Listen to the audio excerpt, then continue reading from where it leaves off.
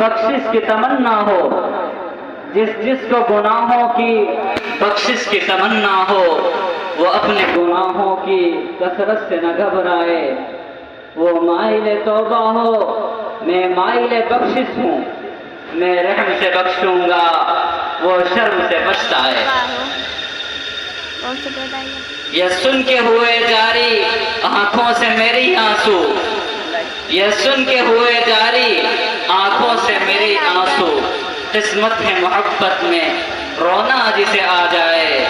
आकाए गदा परवर साइल हो तेरे दर पर, आकाए गदा परवर साइल हो तेरे दर पर, मैं और तो क्या मांगू बस तू मुझे मिल जाए। मेरे अजीज साथियों और मेरे पर्दा नशीन माँ और बहनों, वक्त काफ़ी हो चुका है। बहुत सारी बातें आप हजरात के सामने आ चुकी हैं। अब मैं उस पर मोहर लगाना चाहता हूँ। वो मोहर क्या है? वो मोहर है अमल की मोहर। हमने बहुत सारी हदीसें सुनी होंगी, बहुत सारे उलमा के अक़वाल सुने होंगे, कुरान मुक़द्दस की तिलावत सुनी होगी, कुरान मुक़द्दस का तर्जमा सुना होगा। तो ये सारी चीज़ें सुनी हैं, तो इन सारी चीज़ों का दारो मदार जो है वो अमल पर।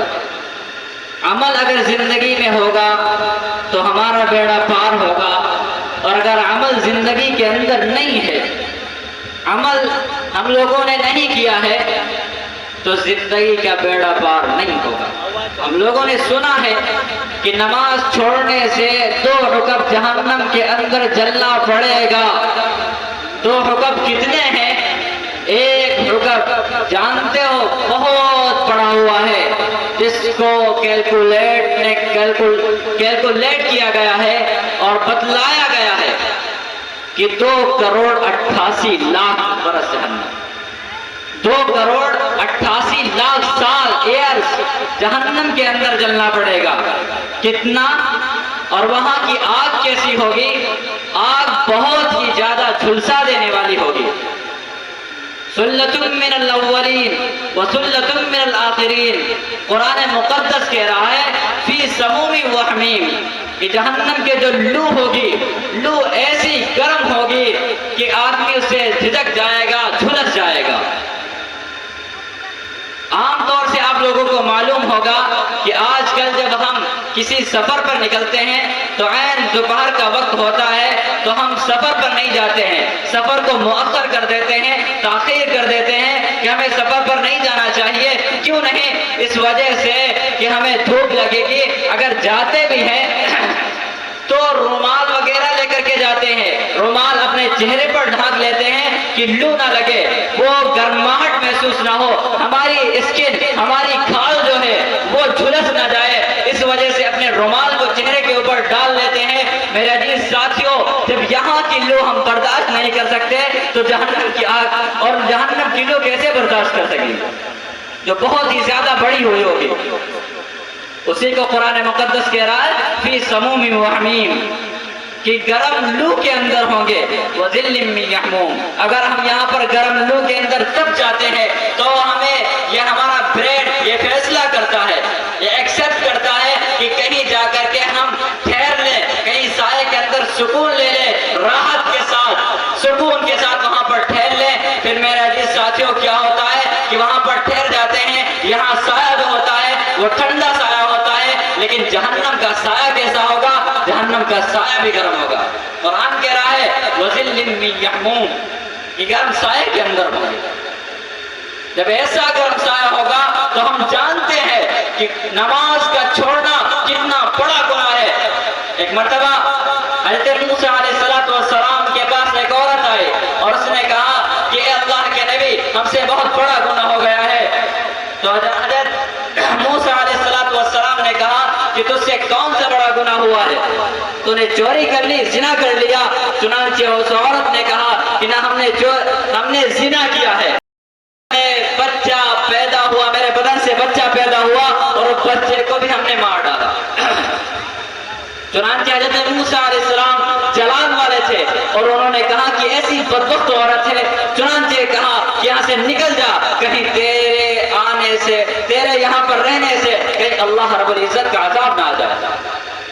چنانچہ اس عورت کو پھٹکار ہی رہے تھے، اللہ رب العزت نے فوراً جبریل علیہ السلام کو بھیج دیا اور کہا کہ موسیٰ علیہ السلام سے کہو جا کر کے اس سے بھی بڑا ایک گنہگار ہے۔ حضرت موسیٰ علیہ السلام نے حضرت جبریل علیہ السلام سے پوچھا اس سے بڑا کون گنہگار ہے؟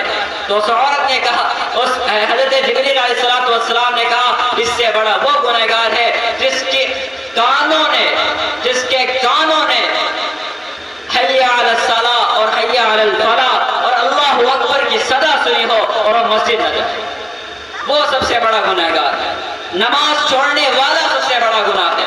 من ترک الصلاۃ متعمدا فقد کفر، اللہ کے نبی جناب محمد رسول اللہ صلی اللہ علیہ وسلم نے ارشاد فرمایا، من ترک الصلاۃ متعمدا فقد کفر، کہ جس شخص نے نماز کو ترک کیا، نماز کو چھوڑ دیا، وہ چنانچہ کفر کے اندر چلا گیا۔